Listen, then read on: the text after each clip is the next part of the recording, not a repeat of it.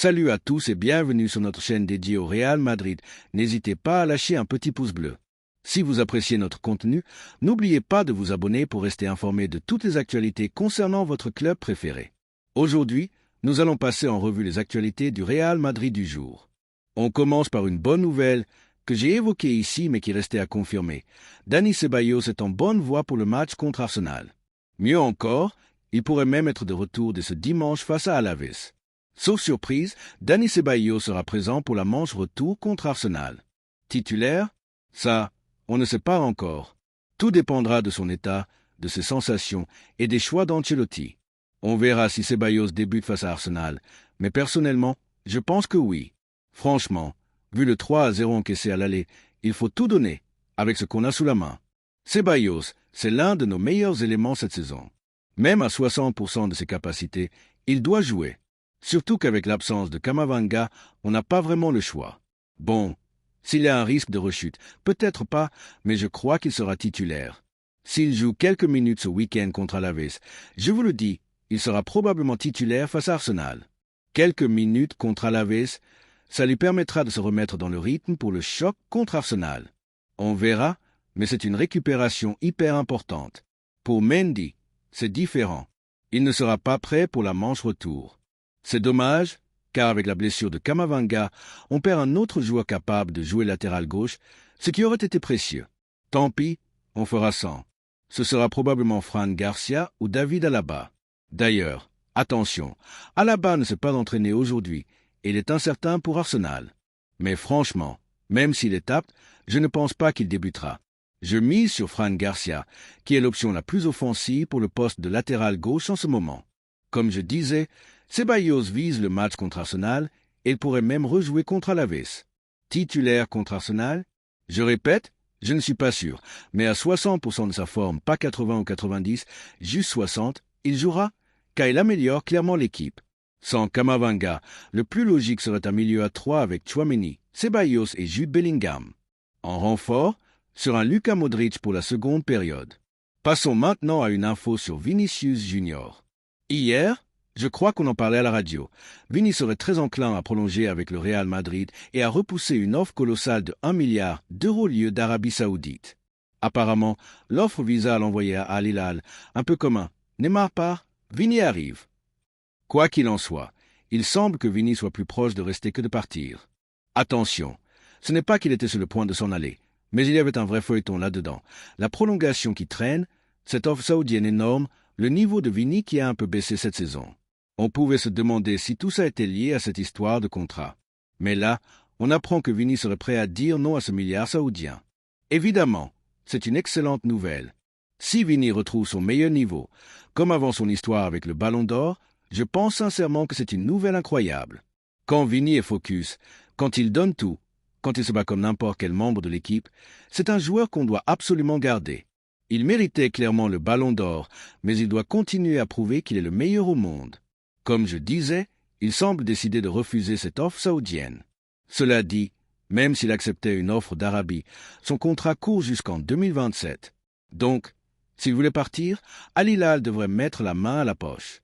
Le Real ne va pas brader Vini. S'il décidait de s'en aller, ce ne serait pas à la fin de son contrat, mais maintenant. Je ne pense pas que les Saoudiens lui diraient « On te signe pour dans 2 ans ». D'ailleurs, ils ne peuvent probablement pas faire ça. Entre particuliers. Peut-être, mais bon. Bref, s'ils veulent Vini tout de suite, combien mettrait Al Hilal? Je dirais 300 millions, peut-être 4 cents. Le Real ne lâcherait pas Vini pour moi. Et encore, il devrait voir si le club accepterait une telle somme.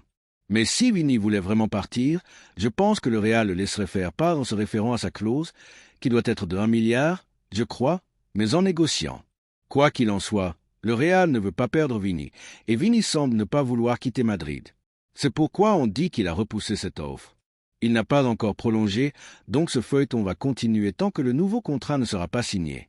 Il ne lui reste que 2 ans de contrat, ce n'est pas énorme. Mais s'il voulait partir, ce serait maintenant. Al Hilal, ou plutôt la Ligue saoudienne qui gère ça, mettrait l'argent sur la table et il rejoindrait l'équipe qu'il choisirait, probablement Al Hilal. D'après la Cadena Ser et Gol España, Vini est prêt à dire non à ce milliard. Aujourd'hui, tu as même vu des images de son agent quittant les bureaux de Valdebebas, donc ça semble avancer. On verra les chiffres de cette éventuelle prolongation. Combien Vini signera-t-il avec le Real Madrid? À suivre. Passons maintenant à ce qu'a révélé Pedrerol dans El Chiringuito. Apparemment, après la débâcle, le 3-0 contre Arsenal, il y a eu une vraie réunion dans le vestiaire. Ce qui s'est passé méritait une discussion. Et voilà ce qui est arrivé. Selon Pedrerol, exclusivité. Après le match, le Real Madrid s'est incliné 3-0 à Londres contre Arsenal. Dans les dernières minutes, avec ce 3-0, il y avait une impression d'abandon sur le terrain. Une équipe qui déambulait, les bras ballants. Que s'est-il passé? Une conjuration a eu lieu dans le vestiaire.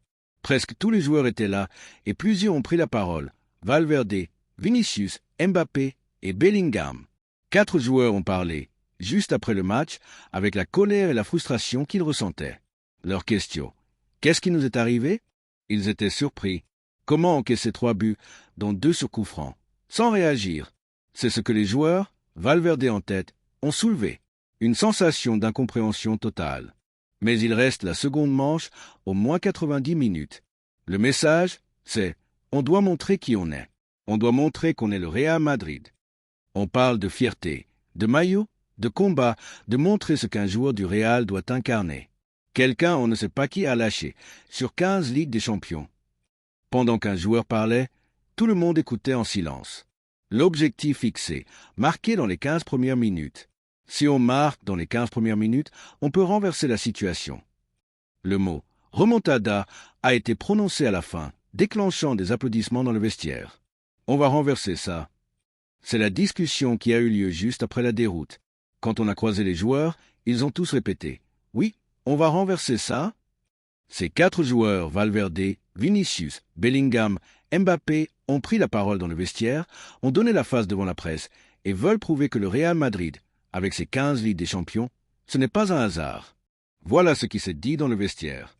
Évidemment, ils croient à la remontada. Ils pensent que c'est possible. Moi, honnêtement, vu l'état de l'équipe et les sensations laissées depuis un moment, je n'y crois pas trop. Comme je l'ai dit hier, la dernière fois qu'on a gagné par plus d'un but, c'était un 2-0 contre Gérone, il y a 1 mois et demi, en février. On parle d'un match contre une équipe de milieu de tableau bas en Liga. Donc, franchement, je n'ai pas beaucoup d'arguments pour y croire. Si on renverse la situation, tant mieux. Mais passer de ce qu'on fait actuellement à coller 4 buts à Arsenal et surtout ne pas en encaisser, ça me semble compliqué. Je le répète depuis un moment. Il faut aborder chaque match en pensant qu'on doit marquer 2 buts, un pour égaliser, un pour passer devant, si l'adversaire ne marque pas plus. Parce que, dans presque tous les matchs, on prend un mais. C'est rare qu'on termine sans encaisser. L'autre jour, je l'ai dit, on a joué 3 équipes, le Ghané, en zone de relégation. Valence, qui luttait pour ne pas descendre, n'avait pas gagné à l'extérieur de la saison. Et la Real Sociedad, qui avait marqué moins de buts que de matchs joués, 27 en 29 rencontres. Et pourtant, la Real, l'une des équipes les moins prolifiques de Liga, nous en met 4 à domicile. Si la Real te met 4 buts, Arsenal, avec un minimum d'inspiration, peut faire pareil. Rationnellement, je n'ai rien pour m'accrocher. Irrationnellement, pourquoi pas? Peut-être qu'on marque tôt, qu'Odegaard prend un rouge, que tout nous sourit. Si ça arrive, tant mieux. Mais en l'état, je vois mal un 2-1, peut-être un 3-1. Gagner? Pourquoi pas, mais mettre 4 buts à Arsenal sans en prendre un, ça me semble très dur. Il n'y a rien pour s'accrocher. L'équipe ne joue pas bien. Il n'y a pas de synergie, pas une attitude collective forte. Honnêtement, je ne sens pas une unité incroyable. On est là parce que les joueurs sont individuellement très bons, pas parce que l'équipe fonctionne comme un bloc. Regardez le PSG, le Barça, l'Inter Milan ou même Aston Villa cette saison. Ce sont des équipes bien plus travaillées, avec de meilleures sensations. Donc, si on renverse Arsenal, super.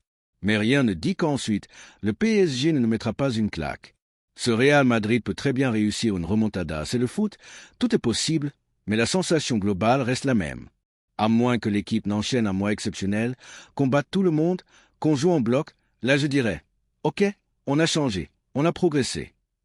Mais là, en avril, après des claques comme la Supercoupe contre le Barça, je trouve ça difficile. L'équipe a eu des moments corrects, comme contre City ou avec Ceballos avant sa blessure, mais globalement, c'est pire qu'en début de saison. Les blessures de Carvajal et Militao n'ont pas été aidées, mais l'équipe a clairement régressé. Bref, l'équipe croit en la remontada. Moi, pas trop, pour les raisons que j'ai données. Je trouve compliqué qu'Arsenal ne marque pas et qu'on en mette beaucoup, vu qu'on n'est pas dans une dynamique de goleada. Mais on verra. Peut-être qu'avec les jours, j'y croirai un peu plus. Comme toujours, abonnez-vous si vous êtes madridista pour ne rater aucune actu sur le Real Madrid. Merci d'avoir regardé cette vidéo et j'espère que cette vidéo vous a plu. N'hésitez pas à lâcher un petit pouce bleu, vous abonner à la chaîne et à activer la cloche pour ne rien manquer des prochaines vidéos. On se retrouve demain avec plus d'informations. Passez une bonne journée et à la prochaine. Ciao!